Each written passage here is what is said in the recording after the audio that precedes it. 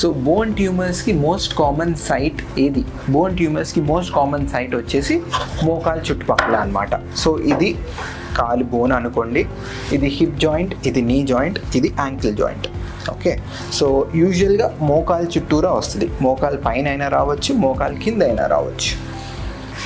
So మోకాలు పైన వచ్చింది అనుకోండి ట్యూమర్, సో అలాంటి కేసెస్లో పెద్దవాళ్ళల్లో డైరెక్ట్ క్యాన్సర్ గడ్డ తీసేస్తాము. క్యాన్సర్ గడ్డ తీసేసి ఇలాంటి రాడ్ అనేది వేసేస్తాం. ఇలాంటి రాడ్ అనేది వేసేసి తర్వాత వెంటనే 2వ రోజు నుంచి పేషెంట్ నడుచుకుంటూ వెళ్ళగలుగుతారు.